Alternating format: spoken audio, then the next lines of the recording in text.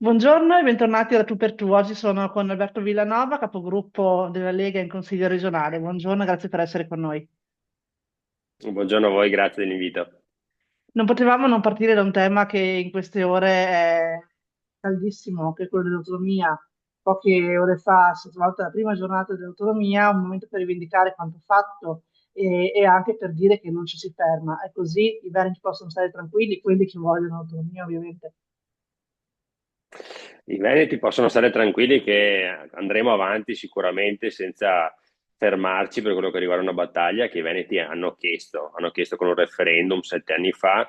I Veneti hanno aspettato già troppo per avere un diritto che è sancito dalla Costituzione e la giornata dell'autonomia, la prima giornata dell'autonomia che abbiamo celebrato poco tempo fa, serve proprio a ribadire questo, cioè il fatto che nonostante le resistenze che ci arrivano da più parti all'interno del paese, la regione Veneto andrà avanti e si combatterà proprio per portare a casa questi diritti che sono scritti nella Carta Costituzionale. Abbiamo visto nel convegno che è stato organizzato alcuni dati che vanno ricordati spesso ai Veneti, soprattutto quelli degli investimenti dello Stato nel nostro territorio. Uno su tutti, il Veneto è in ultima posizione tra le varie regioni italiane per quello che riguarda la spesa pubblica effettuata appunto dallo Stato nel nostro territorio. Cosa vuol dire? Che Roma spende meno per i Veneti rispetto agli abitanti delle altre regioni. Questa è una cosa che sapevamo già, però tendiamo a dimenticarci e dobbiamo ricordarla ai Veneti perché una volta che questo è chiaro e viene ricordato, anche i Veneti sapranno ancora meglio perché stiamo combattendo questa battaglia. Non è, lo ha detto anche il presidente Zaia, penso che lo confermerà anche lei, non è la secessione dei ricchi, ma è il modo per star tutti meglio, così. Assolutamente sì, quello che stanno dicendo i detrattori dell'autonomia in questi mesi, anche e soprattutto per raccogliere firme per un referendum che io si chiama il referendum truffa contro i Veneti, quello che stanno dicendo sono delle falsità, perché basti pensare che la legge Calderoli è stata firmata dal Presidente della Repubblica, che è tutore garante della Costituzione, per capire che non si tratta di un attacco alle altre regioni. In realtà si tratta della volontà di voler erogare servizi ancora migliori ai cittadini veneti, avere delle funzioni che ci vengono devolute dallo Stato con la quota ovviamente di finanziamenti che servono a portare avanti queste funzioni e quindi nient'altro. Quando sento dire che si spaccherà l'Italia, quando sento dire che verranno sottratti fondi al sud, sono baggianate, sono semplicemente baggianate che gente come De Luca, la presidente Todd e compagnia stanno dicendo, probabilmente perché non hanno letto bene la legge, probabilmente solo perché vogliono gettare il fumo negli occhi dei loro concittadini, per nascondere il fatto che se il Veneto avrà l'autonomia e altre regioni del nord avranno l'autonomia, probabilmente riusciranno a correre ancora più velocemente e verranno messi in evidenza quelli che sono i loro limiti amministrativi. Perché questa non è noi ci troviamo spesso proprio a lottare contro i vari De Luca, Tode che ho citato prima. Questa non è una lotta contro i loro concittadini, è una lotta contro chi non sa amministrare e chi si nasconde dietro il dito per nascondere appunto queste deficienze nell'amministrare le proprie regioni. E chi invece in Veneto, penso alla minoranza, penso ai sindacati, critica l'autonomia, contesta l'autonomia, Qui ci sarebbe da parlare. Beh, intanto bisogna dire che tradiscono la volontà dei Veneti. I Veneti si sono espressi con un referendum, quindi l'istituto più democratico che abbiamo, hanno votato al 98,1%, 2 milioni e 300 mila Veneti. Quando vedo una resistenza da parte in particolare del PD, il PD e 5 Stelle, 5 Stelle ormai sono rimasti pochi in Veneto, però il PD sta dimostrando veramente di andare contro la volontà anche dei loro stessi elettori.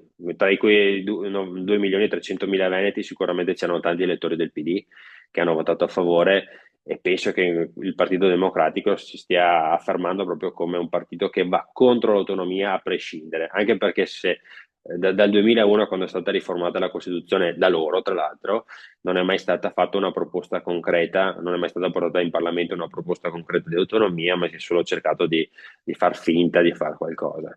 E questo secondo me è grave. Come è grave che ci siano anche i sindacati che stanno seguendo proprio il PD su questa strada, che abbiano raccolto firme, perché immagino che anche tra i lavoratori ci siano tanti che hanno votato a favore dell'autonomia. E allora penso che i sindacati dovrebbero occuparsi più del lavoro, più del fatto di andare a migliorare le condizioni di lavoro, sulla sicurezza del lavoro, e non occuparsi di andare a contrastare un progetto, una legge che è diventata legge dello Stato e che è stata votata dal Parlamento, come dicevo prima, su indicazione dei Veneti. Questo secondo me è qualcosa di grave, perché proprio è un tradimento della volontà dei Veneti. A proposito di volontà dei Veneti, terzo mandato di Zaia, si sa che è un tema che vi sta molto a cuore, ci mettiamo una pietra sopra oppure ci sperate ancora? E se dovessimo metterci la pietra sopra, come la Lega si avvicinerà al 2025 con le elezioni regionali? Beh, diciamo che i presupposti che abbiamo visto a Roma negli ultimi mesi non sono proprio favorevoli. Quindi noi ovviamente, fino a quando ci sarà la possibilità e il tempo, continueremo a chiedere che venga data la possibilità ai governatori di ricandidarsi, perché questa è la possibilità che chiediamo. Dopo sono gli elettori che decidono chi diventa governatore. Troppo spesso, secondo me, a Roma considerano un po' i cittadini come delle persone che hanno bisogno di essere guidate, che hanno bisogno di essere accompagnate per mano, no? Quando invece i cittadini hanno dimostrato di poter mandare a casa anche al primo mandato i governatori e i sindaci che non governano bene. E quindi quello che chiediamo è semplicemente dare la libertà ai cittadini di poter riconfermare un governatore se ha lavorato bene, nonostante abbia fatto dei mandati. Cosa che tra l'altro un governatore, se andiamo a vedere le statistiche, un governatore che fa 2 mandati o 3 mandati tendenzialmente dovrebbe perdere consenso, perché amministrare non è facile. E se noi guardiamo i sondaggi che girano, il presidente Zaia ha ancora 3 quarti dei veneti che sono al suo fianco. Questo vuol dire che ha governato bene, e penso che se noi chiedessimo ai veneti se rivogliono ancora Zaia, sicuramente ci direbbero di sì. Detto questo, è logico che noi purtroppo, sottolineo purtroppo, dipendiamo comunque da delle norme statali anche per quello che riguarda l'elezione del presidente. Io sono sicuro che se dovessimo dover rinunciare al presidente Zaia, sicuramente la Lega saprà esprimere un nome di livello per poter prendere in mano questo testimone molto pesante, e soprattutto abbiamo una squadra di amministratori che potrà affiancare questo nuovo candidato per portare avanti quella che è una linea che ci viene dal presidente Zaia e che noi non abbandoneremo mai.